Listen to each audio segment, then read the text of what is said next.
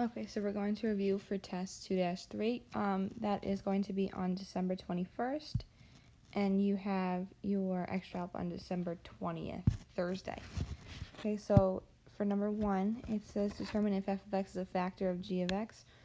One way that you can do that is by doing long division. So I'm going to take 3x minus 4 and divide that into 6x to the third plus 16x squared minus 11x minus 19. So 3x goes into 6x to the third, 2x squared times. I multiply that out, so I get 6x to the third minus 8x squared. I put that in parentheses and I subtract it. This cancels, and then 16 minus negative 8 gives me positive 24x squared, and I bring down the minus 11x. That is one round. So you just keep going with that until you get stuck with your remainder, until you can't divide anymore. So 3x goes into 24x squared, 8x times. I multiply that out, I get 24x squared minus 32x. Put it in parentheses and subtract it. So then I do, this cancels, and I have negative 11 plus 32, or 32 minus 11, which gives me 21x. I bring down the minus 19. And then I have 3x goes into 21x 7 times. I multiply that out. I get 21x minus 28. Put it in parentheses and subtract it. I end up with a remainder of 9. So I have to rewrite this as 2x squared plus 8x plus 7, then plus 9 divided by 3x minus 4. However, the question says to determine if it's a factor, so I haven't really answered the question. I have to say whether it is or not. So, it is not a factor. And then if you wanted to, you could say, because the remainder is not equal to 0. Okay, you can't say because there is a remainder. You do always get a remainder. It's just whether or not it ends up being 0. Okay, for numbers 2 and 3, we have rational equations. So for these, you're always going to factor your denominators and then put your LCD on top of all of them. Multiply everything by the LCD. So this is negative 3 over x times x plus 1 plus 2x over x plus 1 equals 1 over x plus 1. So my LCD, if I put all those together, it's going to be x times x plus 1. I multiply all of the numerators by that, and I have to see what I can reduce now. That way my denominator ends up canceling and ends up reducing to be 0. So my x's cancel here. I'm left with negative 3. Then my x plus 1's cancel. I'm left with 2x times x is plus 2x squared. Here my x plus 1's cancel. I get equals x.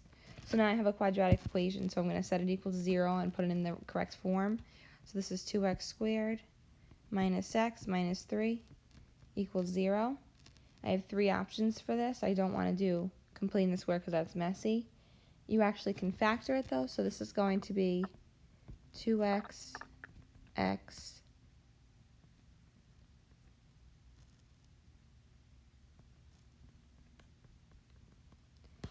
2x minus 3 times x plus 1, so I get x is equal to 3 over 2, and x is equal to negative 1. However, negative 1, if I plug that into my denominators, ends up becoming 0 in the denominator, which I can't have. So x equals negative 1 gets rejected. And my only answer here is x equals 3 over 2. Okay, same deal for number 3. I have a trinomial on the end there, so I have to factor that using master product. So this is 3 over x plus 1. That stays the same. And minus x over x plus 4 equals 3x over, if you do master product on this, you end up with x plus 1 times x plus 4.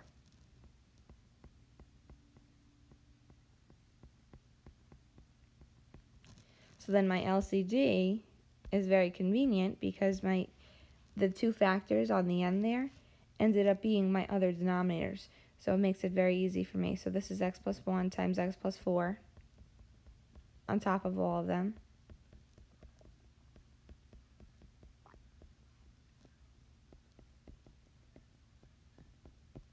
And then I have to see what cancels. So here my x plus 1's cancel. I'm left with 3 times x plus 4.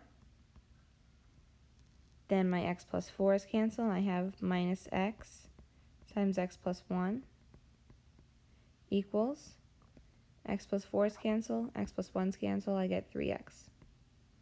So when I clean up this side, I have 3x plus 12 minus x squared minus x equals 3x. This is negative x squared plus 2x plus 12. So I'm going to bring everything to the right side just because I want my x squared term to be positive. So I'm going to put a line here to separate this. So this is going to be 0 equals, if I add over the x squared, I subtract over the 2x, and I subtract the 12 over.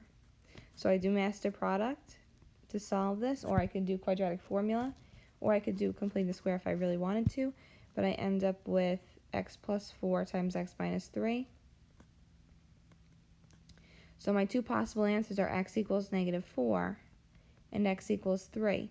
However, negative 4 plus 4 in my denominators here and here end up becoming 0, and I can't have 0 in the denominator. That's extraneous.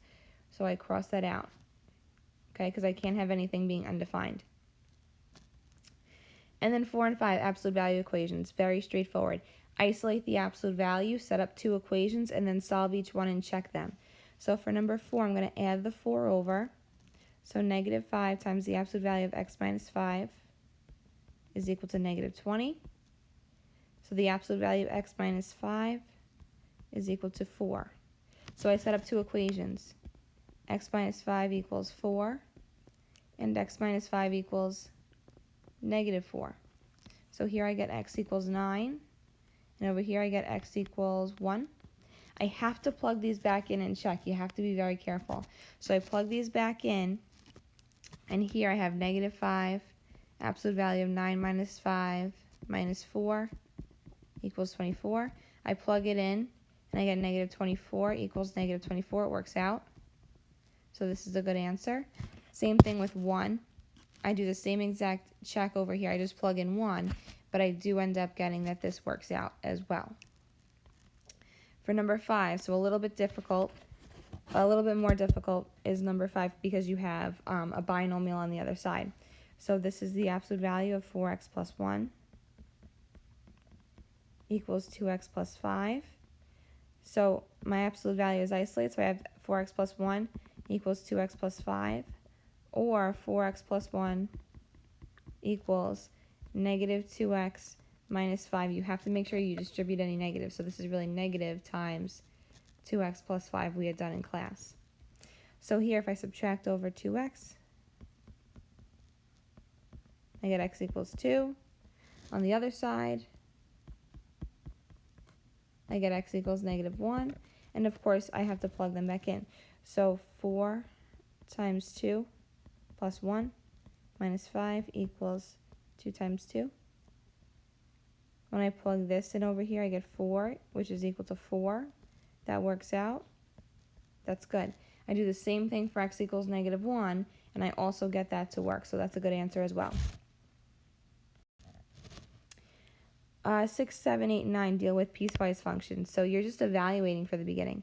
So a piecewise function is when you have more than one function and you have to choose which domain. You have to look at the domain and see which function you are evaluating it for.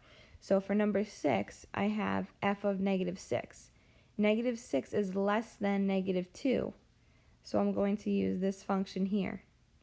So when I plug in negative 6 into that function, I end up with negative 23. For negative 2, even though this says x is less than negative 2 for this function here, that doesn't include the -2. The -2 gets included in the bottom one. So when I plug in -2 into the bottom, make sure you put parentheses around the -2 when you square it, and you end up with 5. And then f of 4, 4 is greater than or equal to -2. I'm going to use that bottom function again, and I get 17. So now for the average rate of change, these are my x values, and I'm plugging it in, but I have to choose which function I'm plugging it into again. So I have to do f of -3 and f of 5. So -3 is less than -2. So when I plug in -3 into this top function, I get -14. And for 5, that is larger than or equal to -2. So 5 squared plus 1 gives me 26. So I plug this into my slope formula. I have 26 plus 14 divided by 5 plus 3. This is 40 over 8, which is 5 for the average rate of change. Okay, now we're going to graph an absolute value for number 10. So when x is less than or equal to 3, I'm going to use 2x minus 5. So I have x, 2x minus 5. Again, my table is my work, so be careful. And then when x is greater than 3, I'm going to use the absolute value of x minus 4. Okay, so let's head back to the other function first, though. The other part of the function first, rather. So when x is less than 3, less than or equal to 3, that means that 3 is the largest that it has, and then it keeps going down. So I have 3, and then I would have 2, 1, 0, -1. You can do as many points as you want, but it is going to have an arrow facing in that direction. Okay, so take a second now and fill in this table. Okay, so I have these points. I'm going to plot them, and then at 3, 1, I'm going to have a closed circle because this is less than or equal to 3. It includes the 3, and whenever your function is inclusive to a point, it's going to be a closed circle. So I'm going to graph that now. So that is what that piece of that function should look like. So now I have to do the other side. So I have x is greater than 3.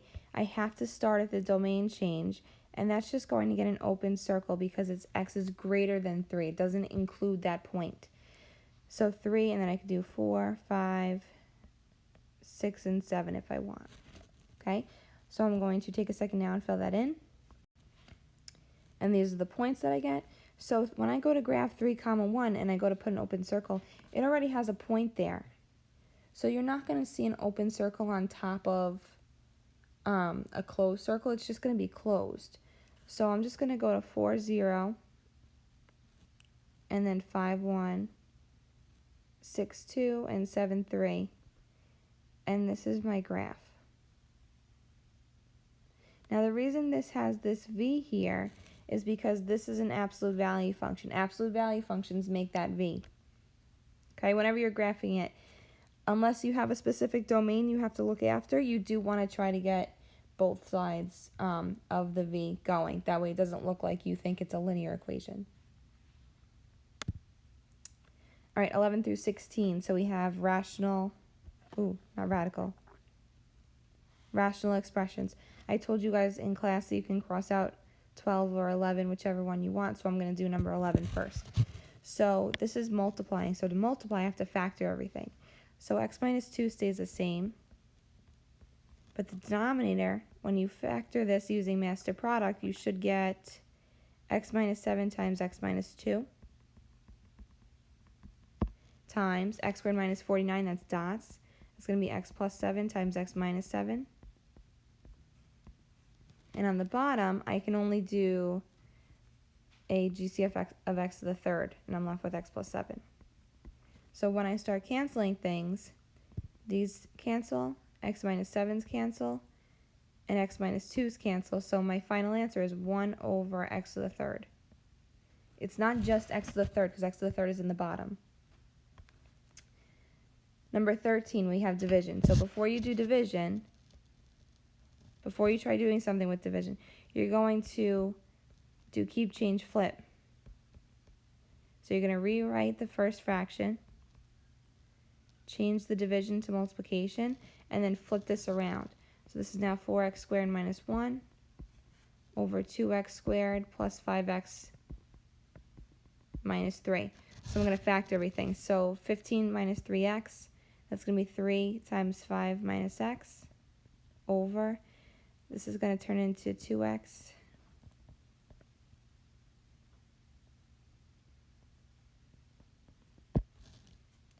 (4x squared minus 1 is dots, so that's 2x plus 1, 2x minus 1, that one's easy. Divided by, and then I have another master product.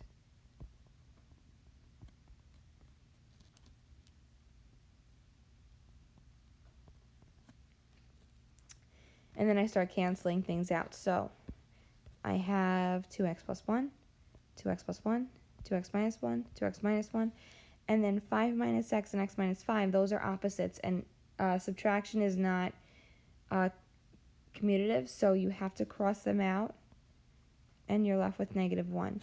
So 3 times -1 is -3, divided by, on the bottom you still have x plus 3.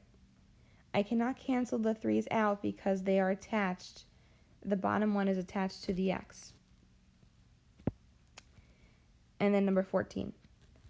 So I have some multiplication and division combined in here. So the first two, I'm going to do keep, change, flip on the division part. So this stays the same. So I'm going to rewrite this. And then I'm going to do keep, change, flip on this. So I'm going to keep this first fraction, 2x plus 4, over all of this.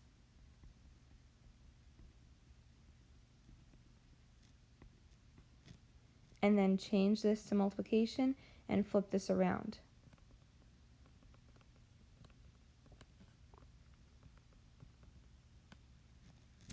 And now I'm going to do exactly what I just did before for multiplying. So I'm going to factor everything completely and then see what cancels out. Okay, so this is everything factored, and then when I go to cancel things, I have 4x plus 3's, x minus 1's, x plus 2, 2's, x minus 2, and I think that's it. So on the top, I'm left with 5x. And on the bottom, I can't cancel the x plus 1's because they're both denominators. You have to cancel numerators with denominators only, or vice versa. But it can't be two numerators or two denominators.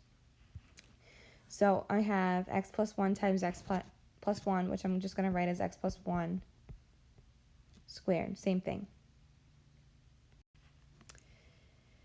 For 15 and 16, I am adding. So let's do 15 first.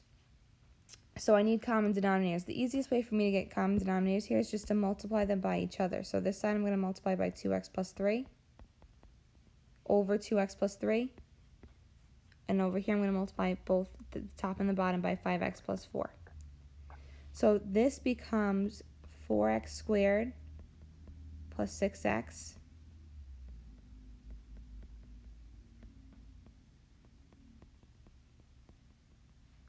and I have plus. This turns into 30x squared minus, not minus, this is plus. So I have plus 24x. And then this is divided by the same thing.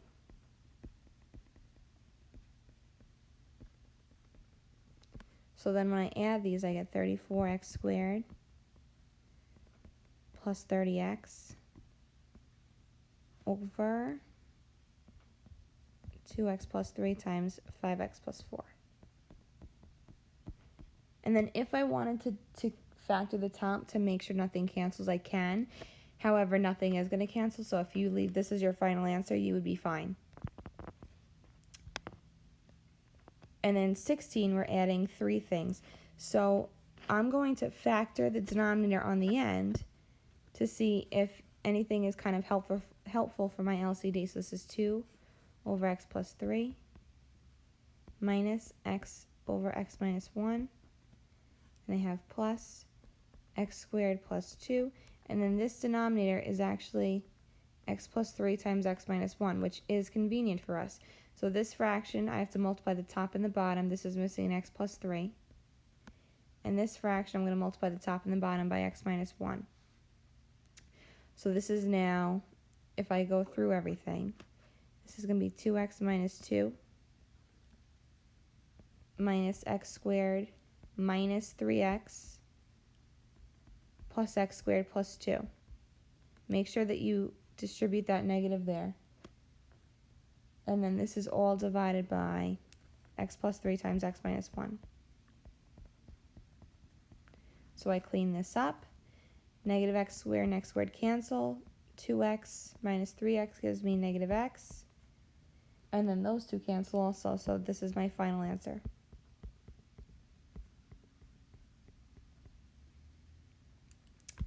And then 17 and 18 are your typical work problems. So Melinda is 7 hours to complete a puzzle. Mark is 10 hours to complete a puzzle. How long is it for both of them? So you're going to have Melinda plus Mark is equal to both of them. So Melinda is 1 puzzle, takes her 7 hours. Mark is 1 puzzle, takes him 10 hours, is 1 over x. My LCD is 70x.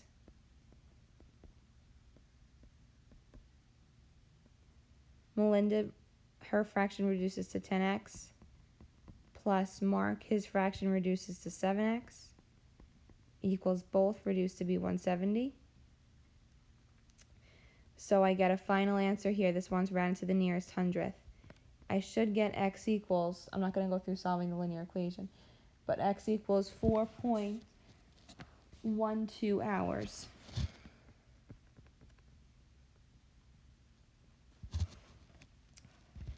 And then for 18, Frankie is 49 minutes. Frankie and his sister, because it says help him, would take a half an hour. So Frankie is 1 over 49, and plus the sister is both. So Frankie is 1 over 49. His sister is what we're looking for. And then 1 over both. You can't say 1 over 0.5 because that's in hours, and then Frankie's is in minutes. So you have to make this 1 over 30. So here my LCD is going to be, I'm just going to multiply them together, and I get 1470x.